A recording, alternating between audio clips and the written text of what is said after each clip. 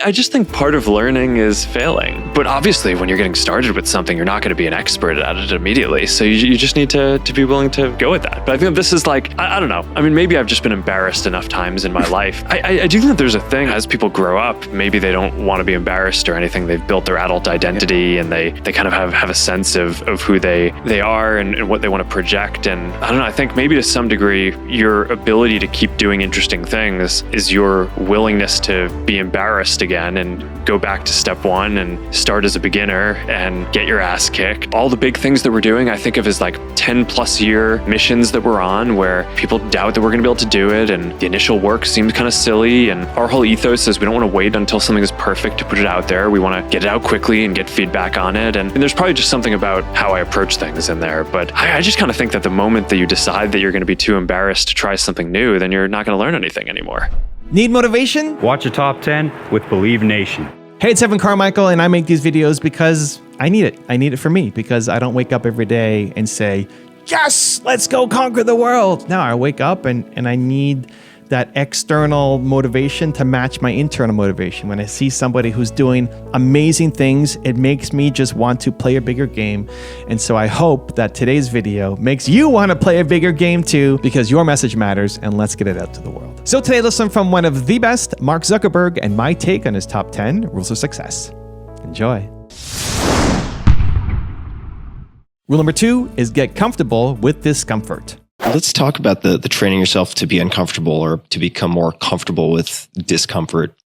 Does anything come to mind just in terms of managing your psychology? For my own psychology, the way that I try to manage this stuff is I wake up in the morning and you get like whatever emails you have of like stuff that's going on in the world, right? So it's world events, it's team events, whatever trends we're seeing across our products. And often in there's a fair amount of bad news and like new things that I need to absorb.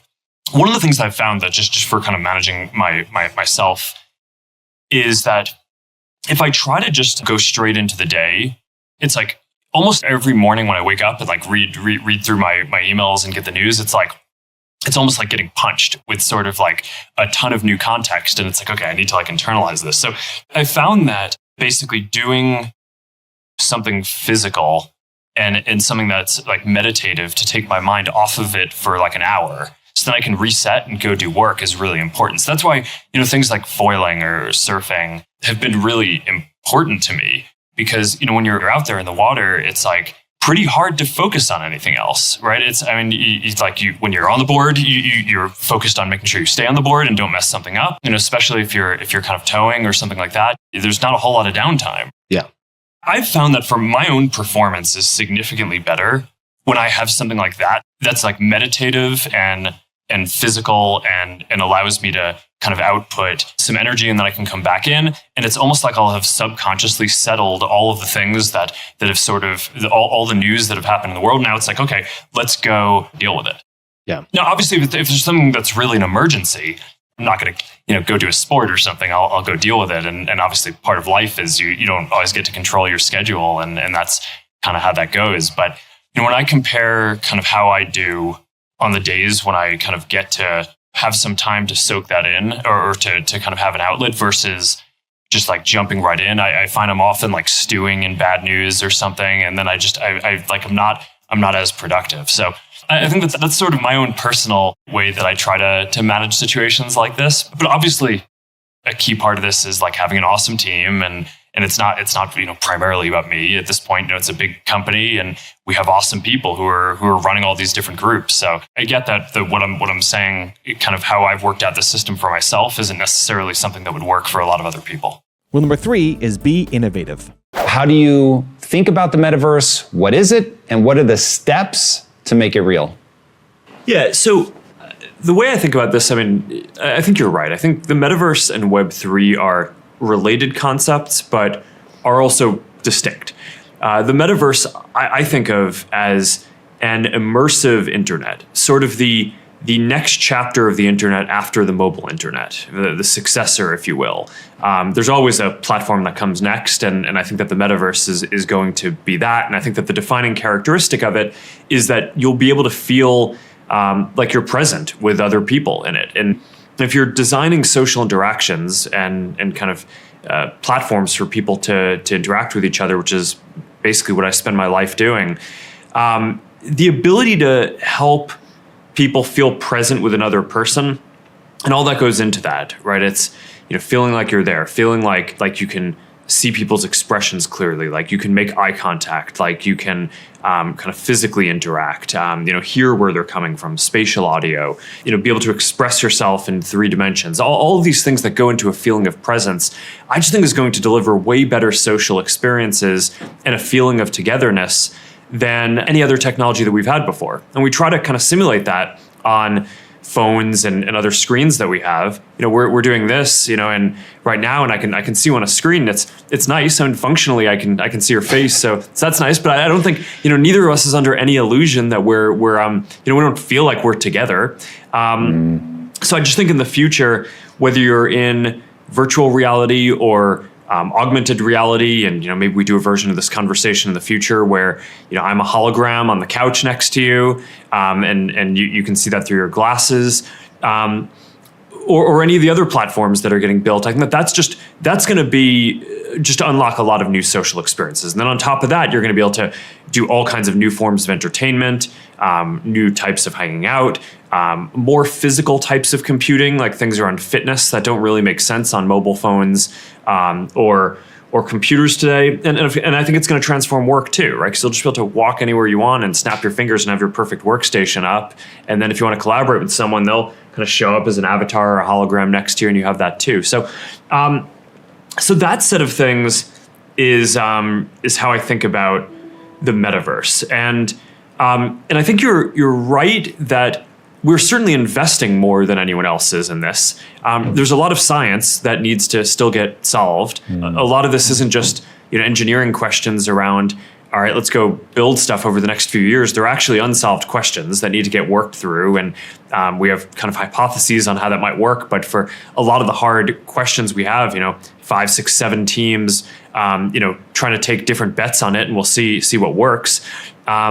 So that's an important part of it. And I do think that will end up being an important contribution to the whole field. And I'm excited that we're doing that. Rule number 4 is think long term. Doing the rebrand when you did, and did it achieve what you hoped it would? Well, yeah, no, I think that is a good place to start. I'll just start off by saying that, about a year ago this time, you gave us a lot of trouble by breaking the news of this rebrand. Yeah, so sorry about that. No, well, it's you were doing your job, and I respect that. So I appreciate that. But I think that was just about the biggest thing of the year that we were tried so hard to keep it under wraps, but somehow you got that one. So touche. I think there's a bunch to reflect on here. So first this is a long-term journey, right? I mean, it was never like, okay, we're trying to... the internal conversations we had actually always expected that the initial moment of the rebrand was going to be quite negative. And then that over time, we would just sort of build this out, right? Just because, like, there are all these questions around what the future vision is that we're building, and we just and all this stuff is ahead, right? I mean, we're kind of, this is the the first version of the work VR device line that we're shipping, and it's not going to be until later this decade when we're on V4, V5 that this stuff really starts to get fully mature, and so I just figured there's so much story here left to fill out, and this is like a long-term thing. So I'd say the initial response to the rebrand dramatically surpassed my expectations about kind of what could be achieved in terms of people hearing the vision that we wanted to put out there. And I think like almost overnight, in the first few months, you had all these other companies sort of jumping in and talking about how they wanted to do stuff in the metaverse too. And I think it really popularized that term and that vision in a way that just dramatically exceeded what I'd actually expected. In the business world, really everywhere, and now there's chief metaverse officers at companies, right? I mean, it sounds like you didn't expect for it to catch on quite like that. No, I kind of assumed that we were going to have to just continue building out the roadmap, and that, I mean, maybe sometime like 5 years from now, things would start to click and people would start to understand what we were putting together. Instead, I think a lot of people really got a lot of the vision for what it is. I mean, obviously it's still this high level concept, and there's a ton of stuff that still needs to get built. But I think it caught people's excitement just as sort of a kind of a long-term hope for what we want to build more than I'd actually thought was possible. And that I think actually poses different opportunities and challenges. On the one hand, a lot of folks are really excited about working on it. On the other hand, I do think it just sets up for a trough of disillusionment at some point, because it is a vision that's far out, and we're obviously investing a lot, and the products are working really well. I mean, Quest 2 is working really well, and I think a lot of the research that we have and mixed reality, augmented reality, neural interfaces, like all these, I think these are leading in across the industry. So I'm really excited about what we're doing, but it's not like this stuff is going to be fully mature in a year or even 2 or 3 years. It's going to take a long time to build out the next computing platform. So we'll see. Also, to make sure you're actually taking action after watching this video, I've designed a special free worksheet just for this video. The worksheet will highlight all of the lessons learned in this video, as well as pull out our 3 favorite learnings and quotes that will inspire you to actually do something. The worksheet will also give you space to write down what your key takeaways are and your specific plan of action to make sure you're getting results. If you want the worksheet designed specifically for this video, absolutely for free, there's a link in the description below. Go click on it and start building the momentum in your life and your business. I'll see you there. Rule number 5 is build a cohesive team. In running a company for almost 20 years now, one of the things that's been pretty clear is when you have a team that's cohesive, you can get almost anything done. And you can run through super hard challenges. You can make hard decisions and push really hard to do the best work, even and kind of optimize something super well. But when there's that tension, I mean, that's when things get really tough. And when I talk to other friends who run other companies and things like that, I think one of the things that I actually spend a disproportionate amount of time on in running this company is just fostering a pretty tight core group of people who are running the company with me. And that to me is kind of the thing that both makes it fun, right? Having friends and people you've worked with for a while, and new people and new perspectives, but like a pretty tight group who you can go work on some of these crazy things with. But to me, that's also the most stressful thing is when there's tension. That weighs on me. I think it's maybe not surprising. I mean, we're like a very people focused company, and it's the people is the part of it that weighs on me the most to make sure that we get right. But yeah, that I'd say across everything that we do is probably the big thing. Rule number 6 is learn something new daily. You did personal challenges annually for about 10 years. Which challenge ended up being much easier than expected, and which one ended up being much harder than expected? Either or. Just be curious to know. I still do stuff like this. I don't make as big of a deal of it anymore. but I think just kind of throwing yourself into different situations to learn new things is, I think that's just a big part of life. So yeah. Well, which ones were hard? One, I tried to meet a new person every day for the year. That was hard for me. I'm pretty introverted. I built some amazing relationships out of it. I started teaching this class at the local Boys and Girls Club with a friend, and mentored the kids just talked to them a couple of weeks ago. They were all none of their families had gone to college before, and now they're all graduating college. It's pretty cool. That's amazing. But I'm super introverted. So I think that's probably been another silver lining of the whole distributed work thing for me, is having space to kind of think and kind of control my time and not get interrupted by other people so much. But it's an interesting balance, being introverted, but also being pretty sensitive and caring a lot about other people. I think that people kind of think that introverts are don't like other people or something. That's not true. I just get overwhelmed easily. Yeah. And then some of the ones, the interesting thing is they all went in weird directions, right? So one year I did this year of running, and then it's I just did all kinds of different running. I did sprints, I did long distance running, and then my knees started hurting. So then I broadened out and did triathlons and training for this Ironman, but then I broke my arm biking, so that ended up not quite happening. So, I mean, they all kind of go in different directions. I learned Mandarin 1 year, learned Mandarin. You can't learn Mandarin in a year. It's a challenging one. I mean, maybe someone can. I cannot. We talked about my language deficiency earlier on. But I mean, that was partially, I like kind of throwing myself into things that are hard. And, like I said before, I mean, I've studied a lot of languages in my life. A little Spanish, a little French, a little Hebrew, a lot of Latin, a bunch of Greek. But it's actually hard for me. So I kind of like doing things that are hard for me. Rule number 7 is improve constantly.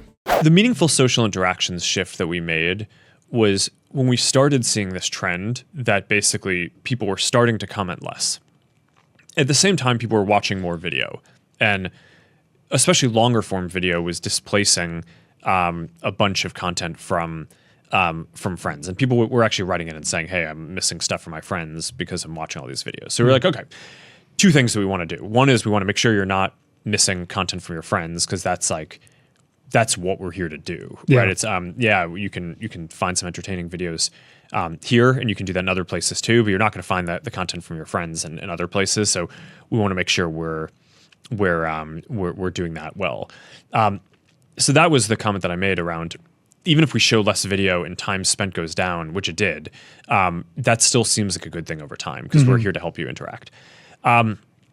We did put in place a set of changes around, and we're constantly evolving the algorithm and the way that feed works. But at the time, we wanted to make sure there wasn't changes that we were making that were basically leading to this decline in commenting in line. So we wanted to make sure that we were building feed and optimizing for people interacting, not just viewing content and passively consuming it. Do you feel like the discovery engine will get people to consume more passively? Is that a concern for you? Well, no, because of the thing that I'm saying, which is that most of the meaningful interactions at this point are shifting to messaging, right? So what we see is if we build feed in a way that isn't necessarily trying to optimize the amount of time in feed, but the kind of engine that's driving that thinks that, okay, if I show you a piece of content and you think it's interesting, and let's say you don't do anything in feed, but you send it to a friend and then have a message thread there, like if that's good, you can goal towards that. Yeah. And I think that is good, right? So I think that the initial push towards, I think what is kind of technically in the press called the MSI chain, from my perspective, was more of this sort of directional shift in feed that we've evolved towards and continue pushing on. I think that like reflects the values of the company. It's like, of course we want to have feed lead to more interactions between people and not just passive consumption of content. But I think you also want to make sure that we're being dynamic about like what are the ways that people are actually interacting. Rule number 8 is engage in physical activities. Could you just describe your background with fencing and how you ended up competing? I fenced competitively when I was in high school. It's not something I did since I was like a little kid or something like that, but I've always loved sports and just being active. I like problems that you can solve intellectually, but I also just think managing your energy and kind of being out there and being physical, it's just always been a really important part of my life. And so I was looking for a sport that would do this in the winter in high school, right? So I did a bunch of running, right? So I did cross country and I did tennis as well. So I started doing fencing, and I don't know. I mean, I didn't do it competitively for a super long period of time, but the thing that I loved about it is it's obviously very physical and cardio taxing, right? Just being kind of on your feet and kind of bouncing around. But it's also very, very mental. I mean, I have these memories when I was in my high school chemistry classes of like writing out sequences of moves that I wanted to try when I was doing bouts later after school that day, and just like different things that you can do to win in multiple ways, right? Basically, try to catch people off guard in one position. It's like, okay, if they do power you, then you're still in a better position. You can get them on the left or something, or if they don't, then you get the touch. So I found it to be a very intellectual, but a good sport. I was never that good at it. I did it competitively. went to some state competitions and stuff like that. But I don't think I would have been good enough to do it at college, for example. But it's mostly, it's a fun thing to do. Rule number 9 is take advantage of AI. In our broader ads business, we're continuing to invest in AI, and we're seeing our efforts pay off here. In the last quarter, advertisers saw over 20% more conversions than in the year before. And combined with a declining cost per acquisition, this has resulted in higher returns on ad spend. We continue to be excited about the monetization opportunity with business messaging too. Facebook and Instagram are the first 2 pillars of our business, and in the next few years, we hope to bring messaging online as the next pillar. One way of doing this is click-to-message ads, which is now at a $10 billion run rate, and paid messaging is the other piece of this. We're earlier here, but we continue to onboard more businesses to the WhatsApp business platform where they can answer customer questions, send updates, and sell directly in chat.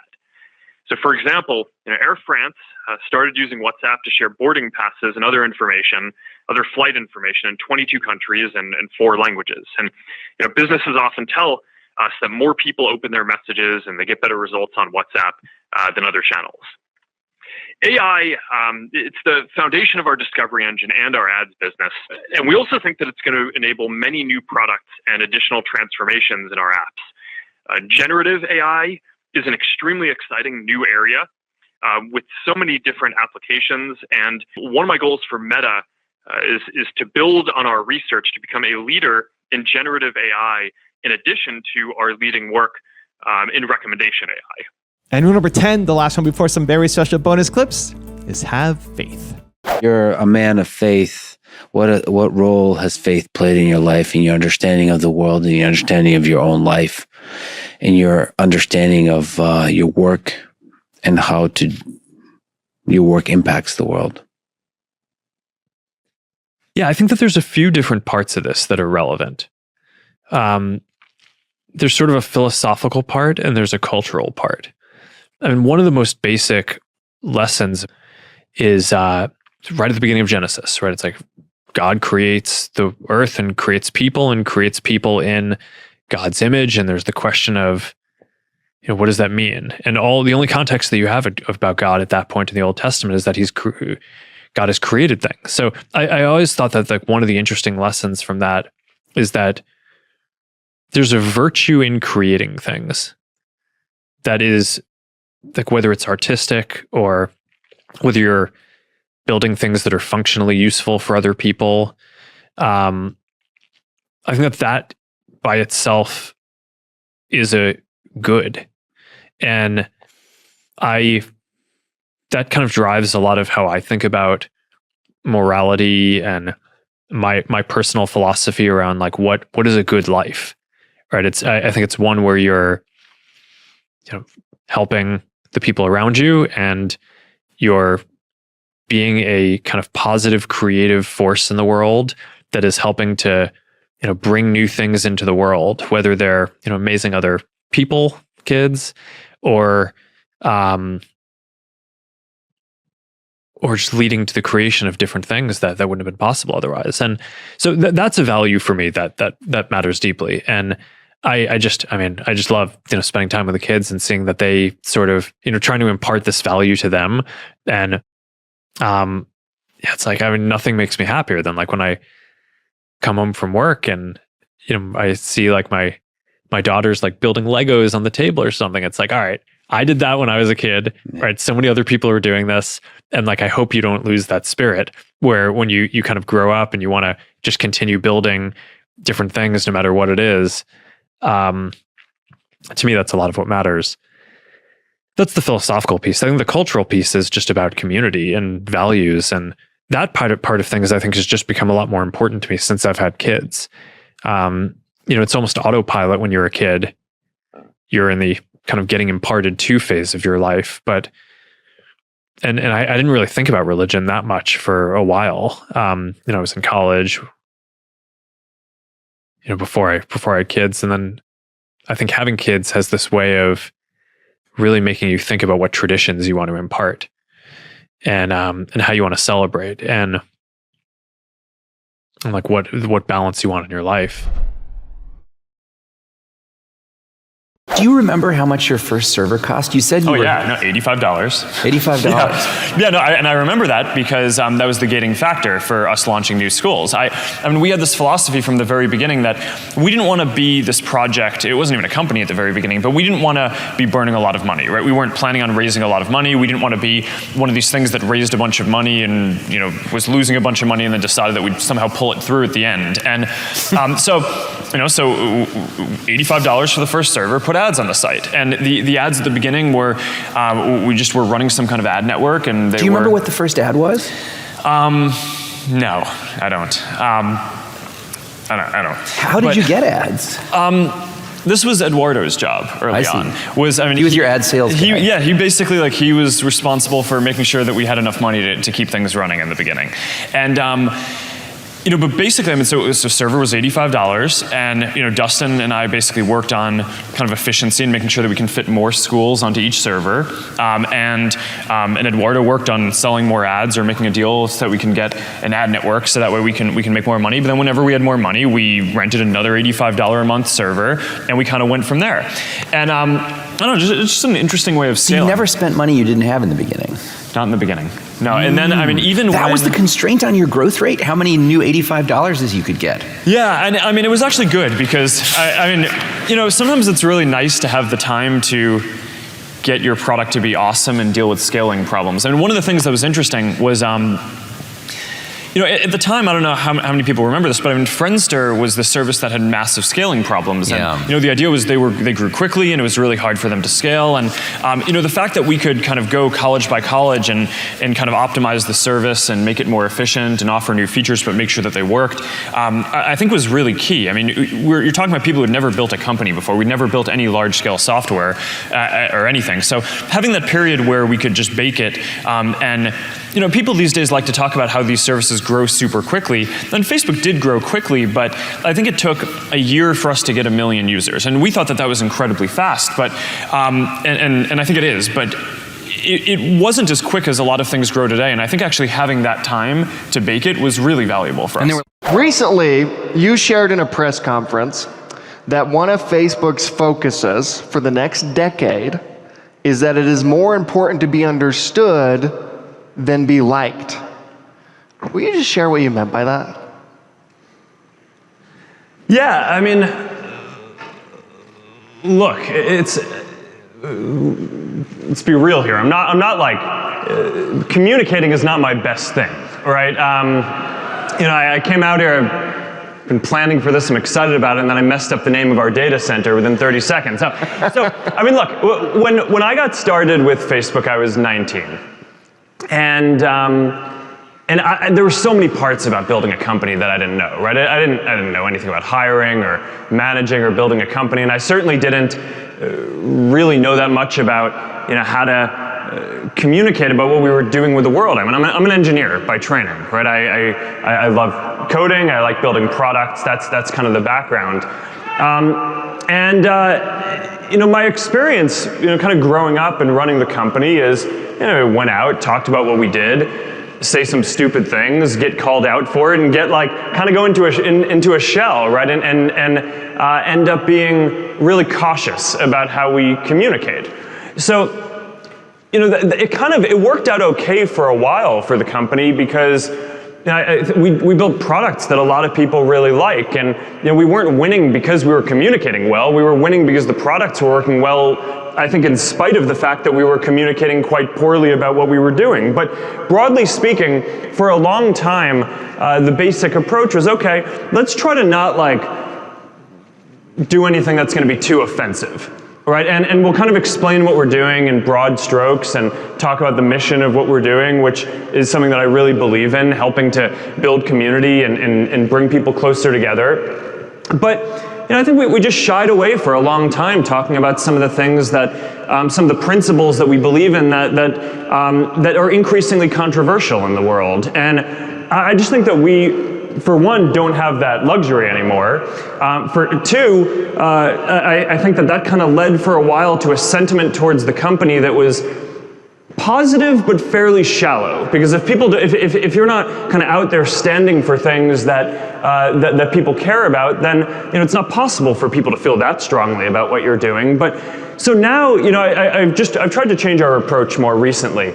I went out and in Georgetown last year I gave this speech around our principles around free expression. And that's just one of the areas that I really feel like is under attack right now. This is a story that I haven't told publicly and very few people know, but early on in our history,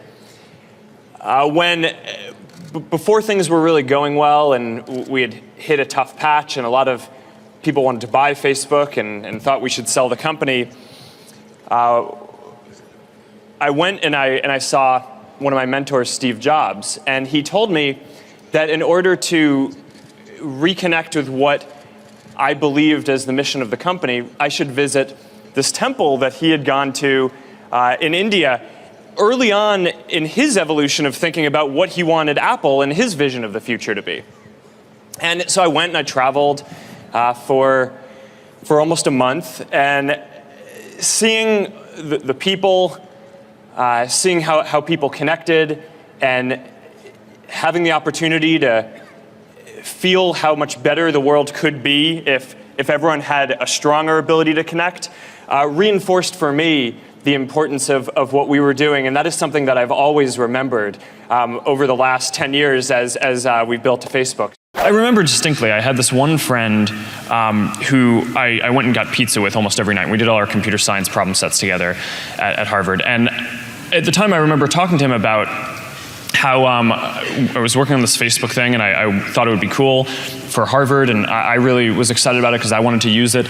But at the same time, how I thought that over time, someone would definitely go build this version of this for the world, but it wasn't going to be us. It was going to be Microsoft or someone who built software for hundreds of millions of people. It's like, who were we? We're college students, right? We're not qualified in any way to build this. And I think a lot of my takeaway from that was that we just kind of cared more than those other companies about making it exist. The main thing is just, when you're starting something, it's just kind of hard. You need to be pretty headstrong about it, right? And there are going to be all these challenges that come up, and I think the main thing that you need to do is just not give up, right? And kind of know what you want to do.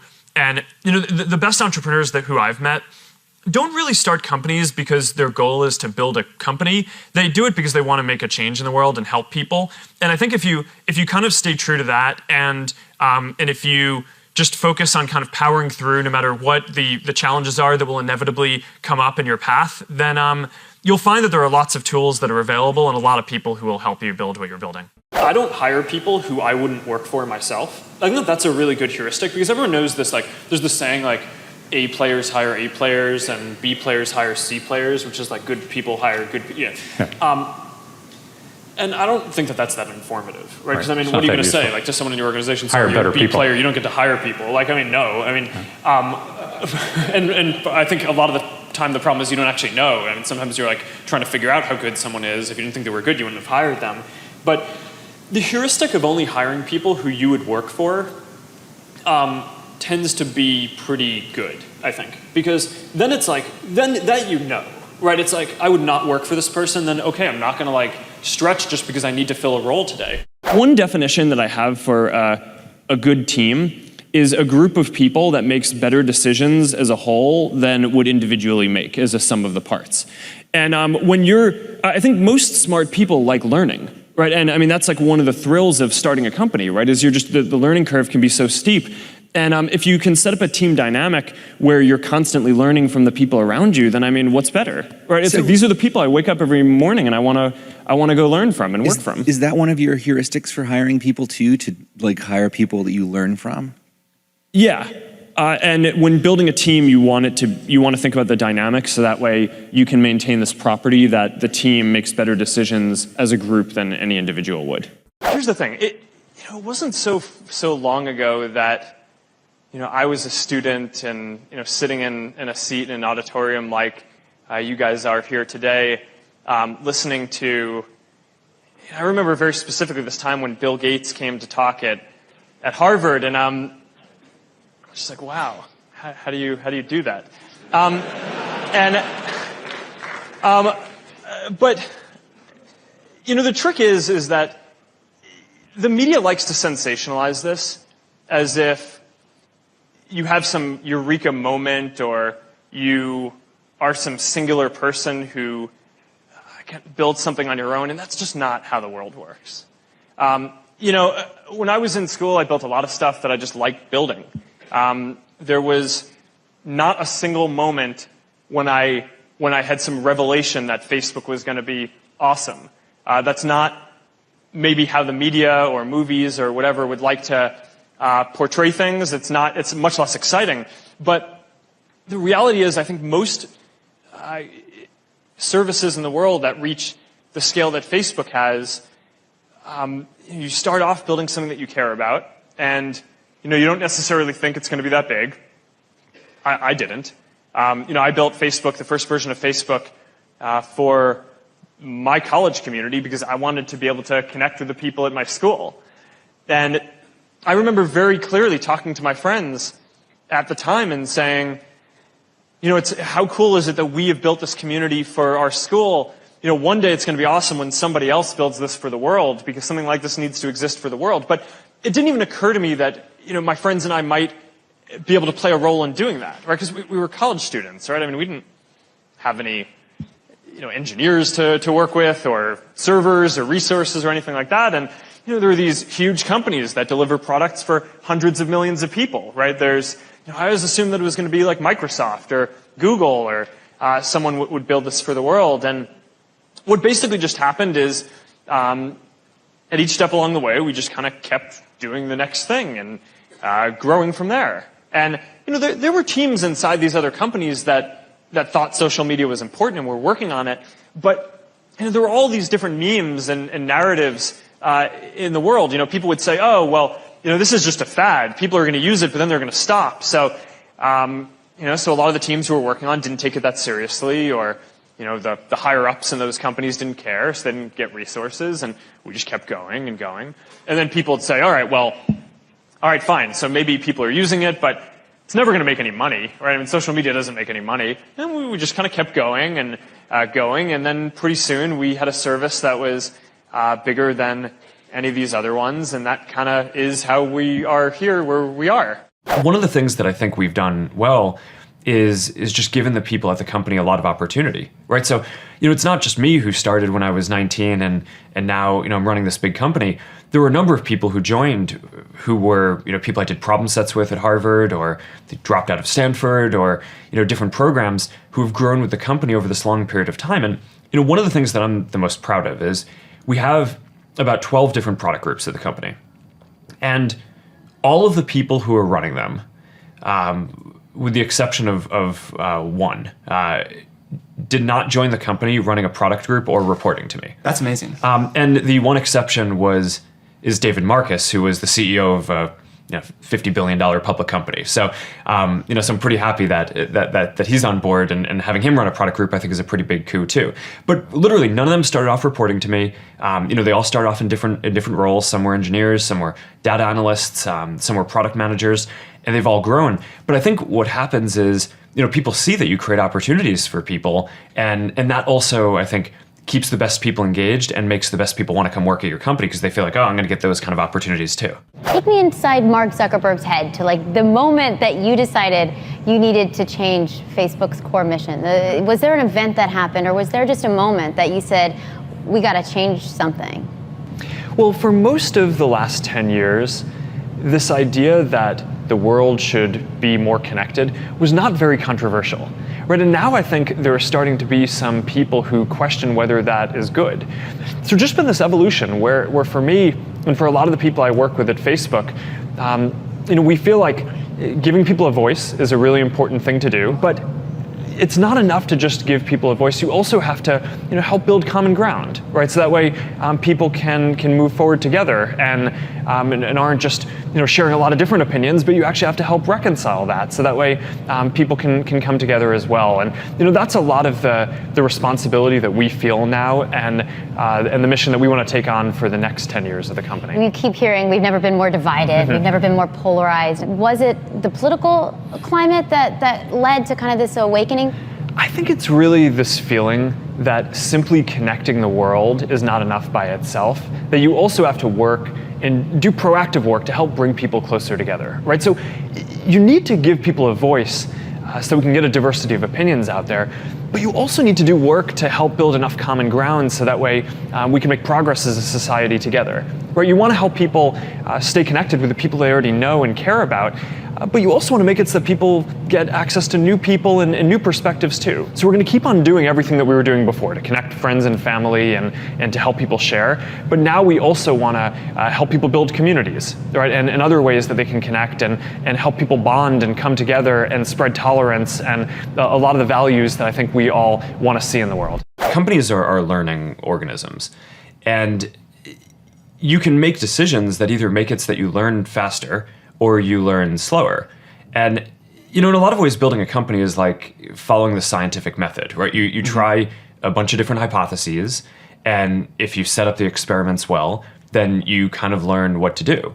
And I think that's an important philosophy. So there are all these different decisions that we make inside the company, everything down to really empowering individual engineers. We invest in this huge testing framework, right? At any given point in time, there's not just one version of Facebook running in the world, right? There's probably tens of thousands of versions running because engineers here have the power to try out an idea and ship it to maybe 10,000 people or 100,000 people, and then they get a readout on how that version of what they did, whether it was a change to show better content in newsfeed or UI change or some new feature, they get a readout on how that version performed compared to the baseline version of Facebook that we have on everything that we care about, how connected people are, how much people are sharing and how much they say that they're finding meaningful content, business metrics like how much revenue we make and engagement of the overall community.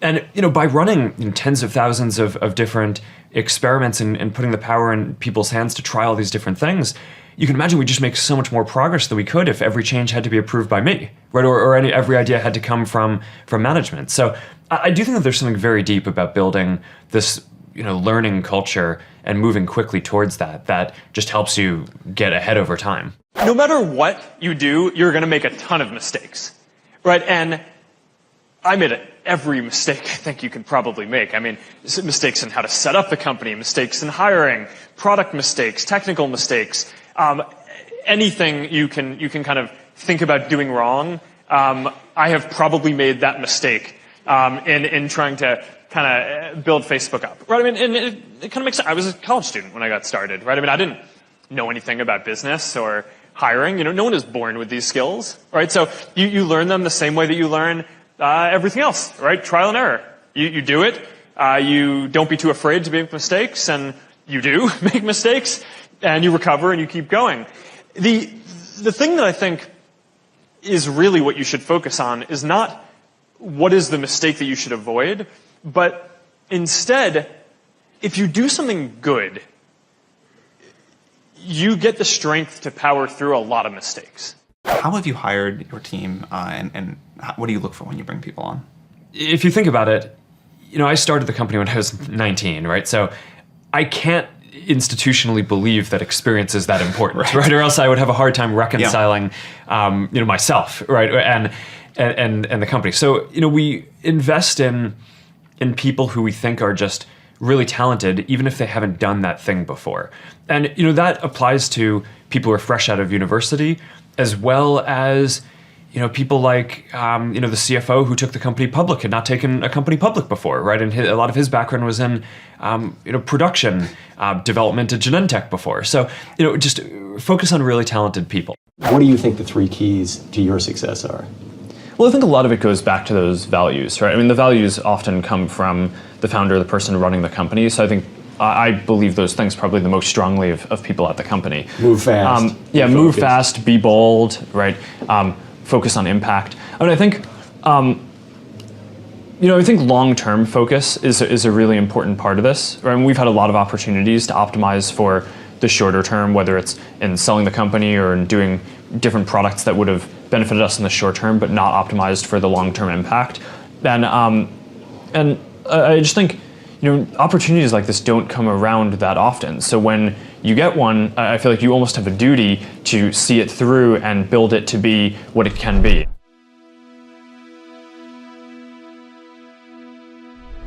Because you made it this far in a video, I want to celebrate you. Most people start and don't finish. Most people never actually follow through. Most people say they want something, but they don't ever do the work to actually get it. But you are different. You are special. Believe Nation, you made it here all the way to the end, and I love you. So as a special celebration, if you put a hashtag Believe down in the comments below on this video, I will showcase you and celebrate you somewhere on the screen in a future video because you are awesome. For 10 more amazing rules from Elon Musk, check the video right there next to me. I think you'll love it.